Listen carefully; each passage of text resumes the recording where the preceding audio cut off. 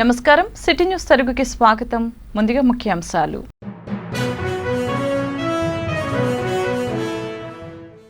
మూడు రాజధానులకు ఏపీ ప్రభుత్వం కట్టుబడి ఉంది. స్పష్టం చేసిన పరిశ్రమల శాఖ మంత్రి మేకపాటి గౌతమ్ రెడ్డి.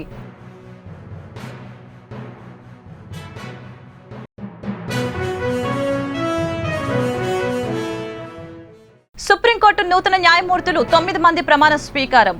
న్యాయస్థాన చరిత్రలో తొలిసారి జడ్జీల ప్రమాణాన్ని ప్రత్యక్ష ప్రసారం.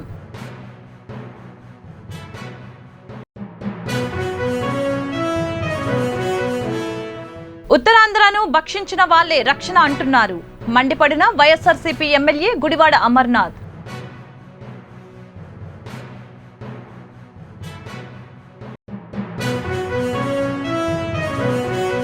కేంద్ర ఆర్థిక శాఖ మంత్రి నిర్మలా సీతారామన్తో బుగ్గన రాజేంద్రనాథ్ రెడ్డి భేటీ. రాష్ట్రానికి సంబంధించిన పలు అంశాలపై చర్చించామన్న రాష్ట్ర ఆర్థిక మంత్రి బుగ్గన రాజేంద్రనాథ్ రెడ్డి. సుప్రీంకోర్టు నూతన న్యాయమూర్తుల ప్రమాణ స్వీకార కార్యక్రమం మంగళవారం జరిగింది. నేడు మొత్తం 9 మంది ప్రమాణ స్వీకారం చేయగా 3 మహిళా న్యాయమూర్తులు ఉన్నారు. Justice Nagarathna, justice Hima Kohli, Bela Trivedi, justice Abhay Srinivasan Oka, justice Vikramnath, justice JK Maheshwari, justice CT Ravikumar, justice MM Sundaresh, senior న్యాయవాది పిఎస్ నరసింహ నేడు న్యాయమూర్తులుగా ప్రమాణం చేశారు. న్యాయస్థానం చరిత్రలో తొలిసారి న్యాయమూర్తుల ప్రమాణ స్వీకారాన్ని ప్రత్యక్ష ప్రసారం చేశారు. I today, Devan Ravikumar, having been appointed a judge of the Supreme Court of India, having been appointed a judge of the Supreme Court of India, do swear in the name of God do swear in the name of God that I will bear true faith and allegiance to the Constitution of India as by law established, that I will bear true faith and allegiance to the Constitution of India as by law established, that I will uphold the sovereignty and integrity of India, that I will uphold the sovereignty and integrity of India, perform the duties of my office without fear or favor, affection or ill will, and that I will uphold the Constitution and the laws. and that I will uphold the Constitution and the laws.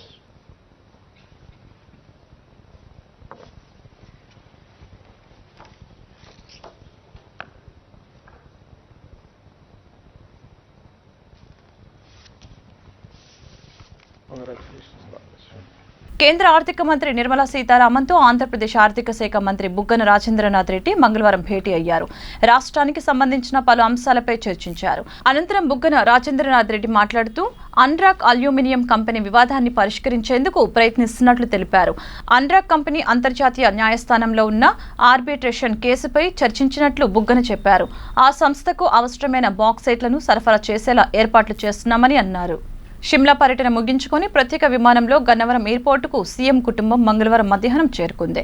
Gannavaram నుంచి road మార్గంలో ముఖ్యమంత్రి కుటుంబ సభ్యులు నివాసానికి చేరుకుంటారు.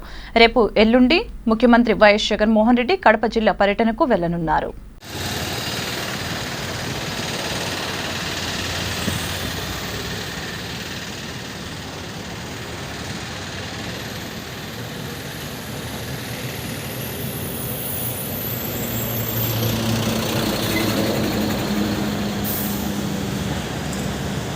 ఉత్తరాంధ్రను భక్షించిన వాళ్లే రక్షణ అంటూ మాట్లాడుతున్నారని వైఎస్ఆర్సీపీ ఎమ్మెల్యే గుడివాడ అమర్నాథ్ మండిపడ్డారు.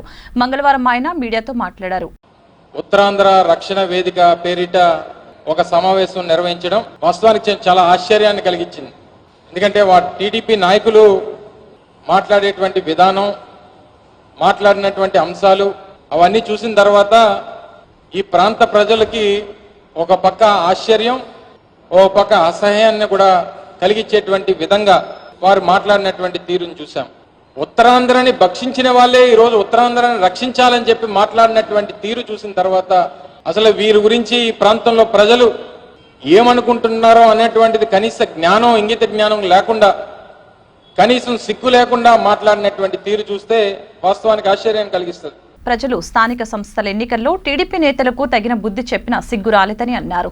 ఎందుకంటే ఈ ప్రాంతంలో మొన్న జరిగినటువంటి సాధారణ ఎన్నికల్లో గాని లేదా మొన్న గడిచినటువంటి స్థానిక సంస్థల ఎన్నికల్లో గాని పూర్తిగా ఈ ప్రాంత ప్రజలు బట్టలు విప్పి నడి రోడ్డు మీద నగ్నంగా నించోబెట్టిన తర్వాత కూడా చంద్రబాబు నాయుడు ఈ ప్రాంతానికి, ఈ రాష్ట్రానికి 14 సంవత్సరాలు ముఖ్యమంత్రిగా పనిచేసినా కూడా ఏ రోజు ఉత్తరాంధ్రకి ఉపయోగపడేటువంటి ఏ ఒక్క కార్యక్రమం కూడా చేయకుండా ఈ రోజు ఈ ఉత్తరాంధ్ర రక్షణ గురించి మాట్లాడేటువంటి పరిస్థితులు ఆ పార్టీకి ఉన్నాయంటే అంటే ఈ నాయకులకి ఇంకా చంద్రబాబు మత్తు దిగలేదా, లేదా నగ్నంగా ఈ ప్రాంత ప్రజలు రోడ్ల మీద నిలబెట్టినా సరే వారికి బుద్ధి రాలేదా అనేటువంటిది వారికి వారే తెలుసుకోవాలని చెప్పి సందర్భంగా కోరుతా ఉన్నా. విశాఖను పరిపాలన రాజధానిగా చేస్తే చంద్రబాబు అడ్డుకుంటున్నారని అన్నారు. ఈరోజు విశాఖపట్నాన్ని రాజధానిగా ప్రకటించి ఇటు ఉత్తరాంధ్రకి విశాఖపట్నం నుంచి మొదలుపెట్టి అటు ఇచ్చాపురం వరకు అభివృద్ధి చేయాలని చెప్పి ఒక బీజం వేస్తే దాన్ని అడ్డుకోవాలి.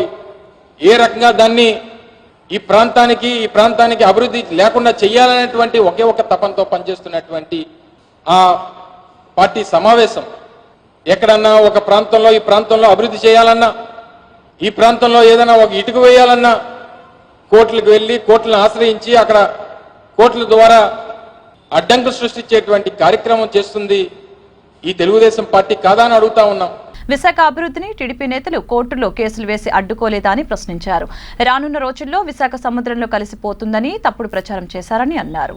మరి ఏ హక్కుతో ఈరోజు గడిచినటువంటి 75 సంవత్సరాల స్వతంత్ర భారతదేశంలో ఏనాడు ఉత్తరాంధ్రకి ఈ రకమైనటువంటి గుర్తింపును తీసుకురానటువంటి గత ప్రభుత్వాలు ఈరోజు జగన్మోహన్ రెడ్డి గారు అధికారంలోకి వచ్చిన తర్వాత ఉత్తరాంధ్ర ప్రాంతాన్ని దేశ చిత్రపటంలో ఒక గుర్తింపును తీసుకొని వచ్చి ఈ ప్రాంతానికి ఉత్తరాంధ్రకి ఒక గుర్తింపును తీసుకొని వచ్చి ఈ ప్రాంతానికి మేలు చేయాలని చెప్పి పరితపిస్తా ఉంటే దాన్ని అడ్డుకునేటువంటి ఈ నాయకుల ఈరోజు మాట్లాడేది అనేటువంటిది ఈ ప్రాంత ప్రజలందరూ కూడా ముక్కును వేలేసుకుంటా ఉన్నారు. ఈరోజు చంద్రబాబు నాయుడు ఏ రకంగా ఈ ప్రాంతం తాలూకా బ్రాండ్ ఇమేజ్ని దెబ్బతీయాలని చెప్పి ఆయనకు ఉన్నటువంటి సోకాల్డ్ మీడియానో లేదా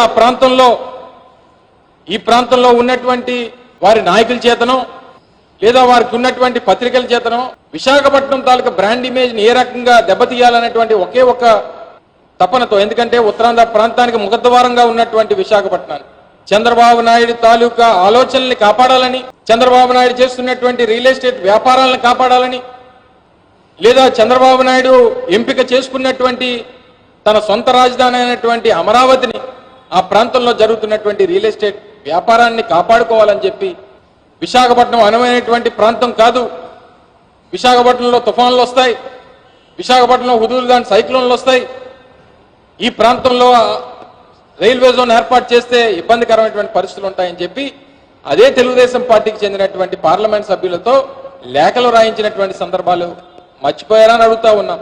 పశ్చిమ గోదావరి జిల్లా గంపలగూడెం మండలం నెమ్మలిలోని వేణుగోపాల స్వామి ఆలయంలో ముఖ్యమంత్రి కార్యాలయం కార్యదర్శి ప్రవీణ్ ప్రకాష్ కుటుంబ సభ్యులు కృష్ణాష్టమి వేడుకల్లో పాల్గొన్నారు.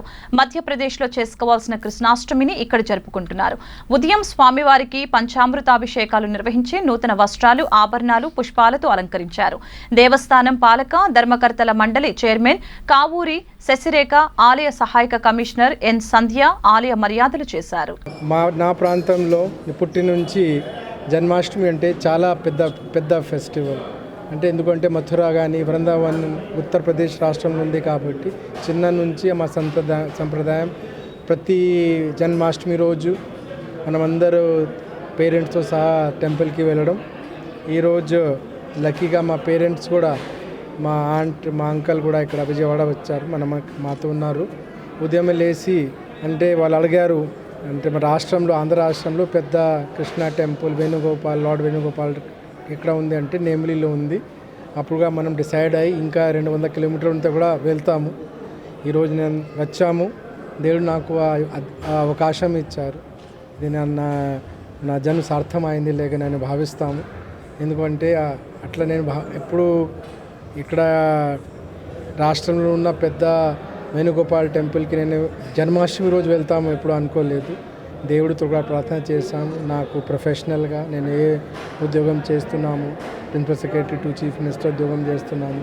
దీనిలో ఇంకా నాకు శక్తి ఇవ్వాలా, ఇంకా నాకు ధర్మం ఇవ్వాలా చెప్పి నేను దేవుడితో ప్రార్థన చేశాను. పర్సనల్ ఫ్రెండ్లుగా ప్రార్థన చేశాను. 3 రాజధానులకు ఆంధ్రప్రదేశ్ ప్రభుత్వం కట్టుబడి ఉందని పరిశ్రమల శాఖ మంత్రి మేకపాటి గౌతమ్ రెడ్డి అన్నారు. సీఎం ఎక్కడి నుంచి పరిపాలిస్తే అదే రాజధాని అవుతుందని అన్నారు. అది విశాఖ కావచ్చు, విజయవాడ కావచ్చు, ఇంకొకటి కావచ్చని గౌతమ్ రెడ్డి సంచలన వ్యాఖ్యలు చేశారు.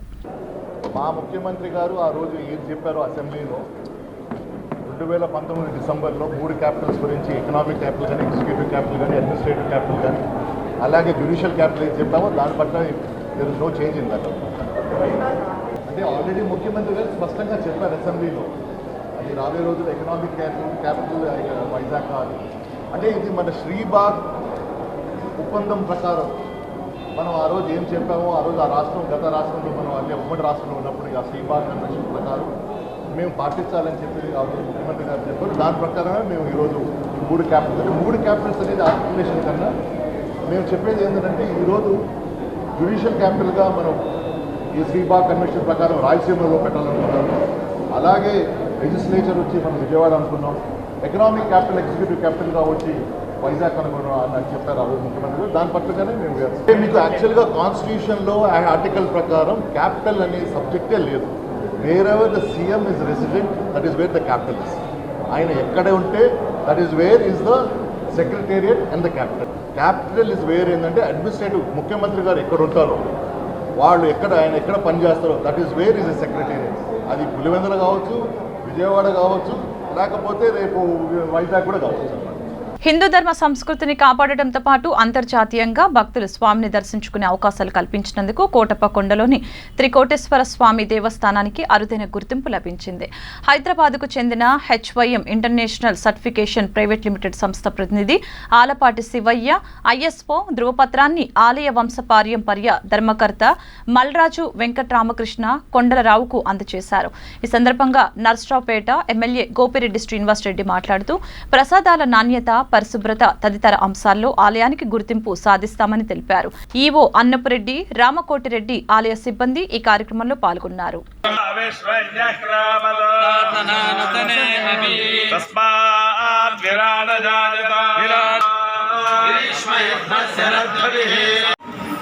ఈరోజు కోటప్పకొండ త్రికోటేశ్వర స్వామి దేవస్థానం ప్రపంచవ్యాప్తంగా ఉన్న భక్తులు ఒక మంచి స్టాండర్డ్తో నిత్యం భక్తులకు కానీ స్వామివారికి కానీ మంచి సేవా కార్యక్రమం, మంచి సేవ జరుగుతూ ఉంది. కానీ భక్తులు కూడా ఎక్కడ ఇబ్బంది లేకుండా మంచి క్వాలిటీతో మెయింటైన్ చేస్తున్నారని ఈరోజు ISO సర్టిఫికేట్ ఇవ్వడం చాలా సంతోషం విషయం. ఈ సందర్భంగా జమీందార్ గారికి, అట్లానే పాలకవర్గ సభ్యులకి, అట్లానే మన ఈవో గారు రామకోటిరెడ్డి గారికి, ఆలయ సిబ్బందికి అందరికీ కూడా ప్రత్యేకంగా నా హృదయపూర్వక అభినందనలు తెలియజేస్తున్నాను. ముఖ్యంగా ఈ క్వాలిటీ స్టాండర్డ్ రానున్న రోజుల్లో కూడా చక్కగా ఇదే రీతిలో మెయింటైన్ చేస్తూ వచ్చే భక్తులకి మంచి దర్శనం, మంచి ప్రివిలేజ్ కమిటీ సమావేశం ముగిసింది. తదుపరి సమావేశానికి వ్యక్తిగతంగా హాజరయ్యేందుకు అచ్చెన్నాయుడికి అవకాశం ఇచ్చింది. అనంతరం కూన రవిపై ప్రివిలేజ్ కమిటీ ఆగ్రహం వ్యక్తం చేసింది. Privilege committee chairman Kakani Govardhan Reddy అధ్యక్షతన మంగళవారం సమావేశం జరిగింది.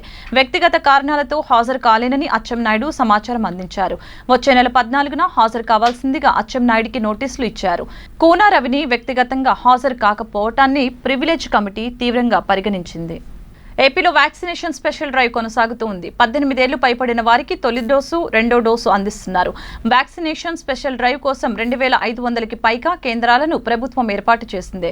15 లక్షల కోవిషీల్డ్, కోవాక్సిన్ డోసులను అధికారులు అందుబాటులో ఉంచారు. ఏపీలో ఇప్పటి వరకు 2.93 కోట్ల మందికి వ్యాక్సినేషన్ వేశారు. గుంటూరు జిల్లా తుళ్లిరి మండలం రాయపూడి సీడ్ యాక్సెస్ రోడ్డు వద్ద రాష్ట్ర కాంగ్రెస్ పార్టీ ప్రధాన కార్యదర్శి చిలక విజయ్ కుమార్ ఆధ్వర్యంలో ఆందోళన కార్యక్రమం జరిగింది. పురపాలక శాఖ మంత్రి బొత్స సత్యనారాయణ వ్యాఖ్యలను వారు ఖండించారు. నోరు అదుపులో పెట్టుకొని మాట్లాడాలని హెచ్చరించారు. రాజధానిపై అవాక్కులు చవాక్కులు పేలితే వైసీపీ నాయకులు ఇళ్లను ముట్టడిస్తామని హెచ్చరించారు. బొత్స సత్యనారాయణ వ్యాఖ్యలను వెంటనే ఖబర్దార్ బొత్స, ఖబర్దార్ బొత్స, వెనక్కి తీసుకోవాలి. బొత్స సత్యనారాయణ వ్యాఖ్యలను వెంటనే వెనక్కి తీసుకోవాలి. బొత్స సత్యనారాయణ వ్యాఖ్యలను వెంటనే వెనక్కి తీసుకోవాలి. బొత్స సత్యనారాయణ వ్యాఖ్యలను వెంటనే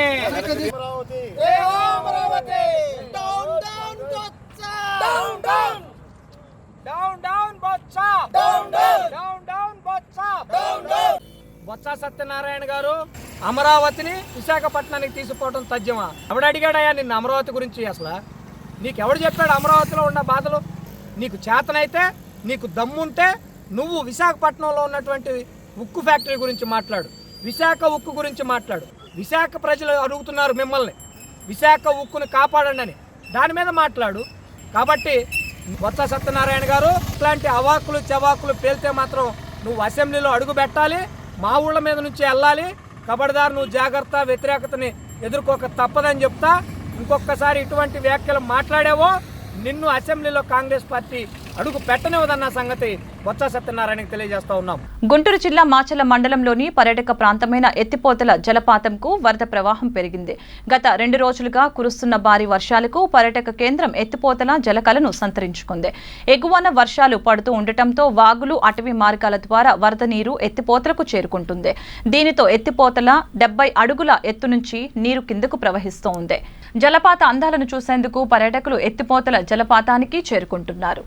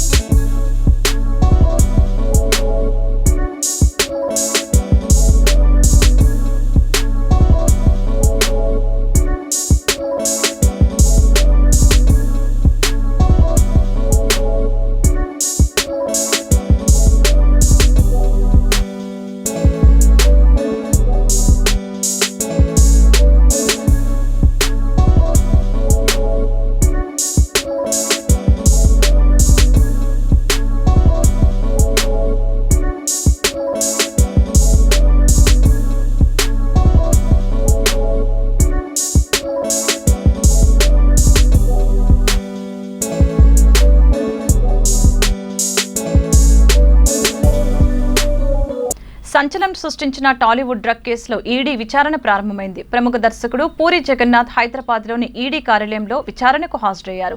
ఈ డ్రగ్స్ కేసులో మనీ లాండరింగ్ చట్టం కింద ఈడీ 12 మందికి సమన్లు జారీ చేసింది.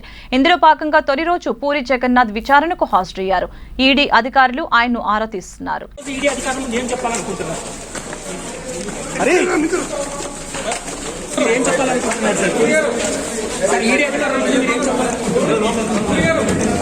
ప్రస్తుతం పూరి జగన్నాథ్ ఈడీ అధికారులు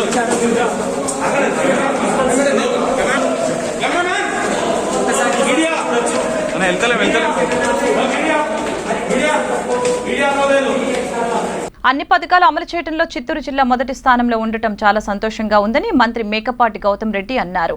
ఎస్వీయు సెనెట్ హాల్లో జిల్లా కమిటీ సమీక్ష సమావేశం జరిగింది. ఈ సమీక్ష సమావేశానికి ఇన్ఛార్జి మంత్రి మేకపాటి గౌతమ్ రెడ్డి, ఉప ముఖ్యమంత్రి నారాయణ స్వామి, పంచాయతీరాజ్ మంత్రి పెద్దిరెడ్డి రామచంద్రారెడ్డి, జిల్లా కలెక్టర్ హరినారాయణ హాజరయ్యారు. ఈ సందర్భంగా మంత్రి మేకపాటి గౌతమ్ రెడ్డి మాట్లాడారు. జిల్లాలో ఈరోజు మనకి ఒక గర్వంగా మనం చెప్పుకోవాల్సింది ఏంటంటే రాష్ట్రంలోనే చిత్తూరు జిల్లాలో అన్ని విధాలుగా అన్ని స్కీమ్స్కి నాకు తెలిసి దాదాపు 8 మేజర్ స్కీమ్స్ ఏవేవి ఉన్నాయో ఆ 8 మేజర్ స్కీమ్స్ కూడా ఎస్పెషలీ వెదర్ నాడు నేడు కావచ్చు, అలాగే రైతు భరోసా, లేకపోతే ఆర్బీకే సెంటర్స్ కానీ, లేకపోతే సచివాలయాలు కానీ, ఇవన్నీ కావచ్చు. ఇవన్నీ కూడా చూసుకుంటే చిత్తూరు జిల్లాలో మన రాష్ట్రంలోనే అధికంగా అంటే ఫస్ట్ నెంబర్ 1 ప్లేస్లో ఉండటంలో నిజంగానే నేను ఈ జిల్లా అడ్మినిస్ట్రేషన్ కానీ, అలాగే ఇక్కడ మంత్రివర్గ పెద్దలు రామచంద్రారెడ్డి గారు కానీ, అదే డిప్యూటీ సీఎం నారాయణ స్వామి గారు కూడా నిజంగానే అభినందిస్తున్నాను. గుంటూరు జిల్లా తాడేపల్లి పరిధిలోని పలు ప్రాంతాలలో సివిల్, ఎస్ఈబి అధికారులు ఆకస్మిక దాడులు నిర్వహించారు. పలు దుకాణాల్లో నిషేధిత గుట్కా, గంజాయి, మద్యం విక్రయిస్తున్నారనే ఫిర్యాదులపై దాడులు నిర్వహించారు. ఈ దాడుల్లో పలు దుకాణాలు, షాపులను క్షుణ్ణంగా తనిఖీలు నిర్వహించారు. ఈ దాడులకు CI Seshagirirao, Subrahmanyam, SEB CI Maraiah Babu సిబ్బందితో తనిఖీలు చేపట్టారు.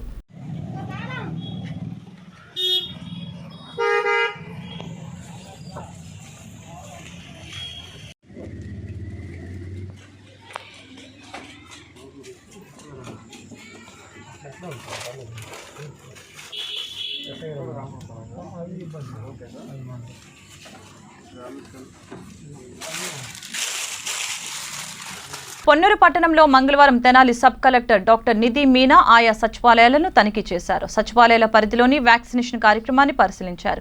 మున్సిపల్ కమిషనర్ పాయసం వెంకటేశ్వరరావు, తహసీల్దార్ డి పద్మనాభుడిని వివరాలు అడిగి తెలుసుకున్నారు.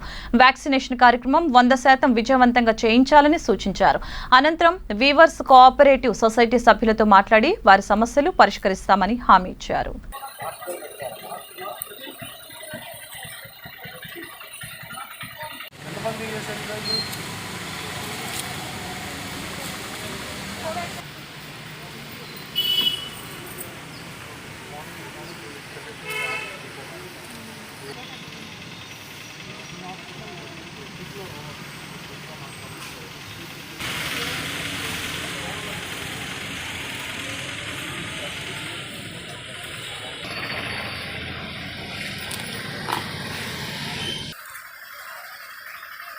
వార్తలు ముగించే ముందు ముఖ్యాంశాలు మరొకసారి.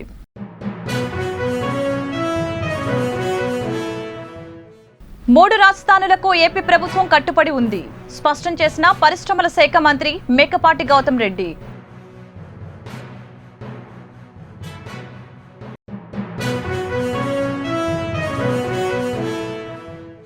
సుప్రీంకోర్టు నూతన న్యాయమూర్తులు 9 మంది ప్రమాణ స్వీకారం. న్యాయస్థాన చరిత్రలో తొలిసారి జడ్జీల ప్రమాణాన్ని ప్రత్యక్ష ప్రసారం.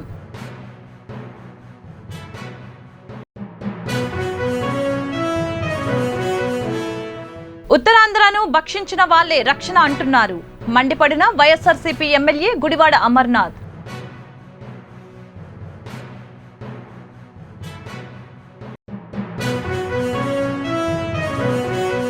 కేంద్ర ఆర్థిక శాఖ మంత్రి నిర్మలా సీతారామన్తో బుగ్గన రాజేంద్రనాథ్ రెడ్డి భేటీ. రాష్ట్రానికి సంబంధించిన పలు అంశాలపై చర్చించామన్న రాష్ట్ర ఆర్థిక మంత్రి బుగ్గన రాజేంద్రనాథ్ రెడ్డి. ఈ వార్తలు ఇంతటితో సమాప్తం. మరొక బులెటిన్ మళ్ళీ కలుద్దాం. నమస్కారం.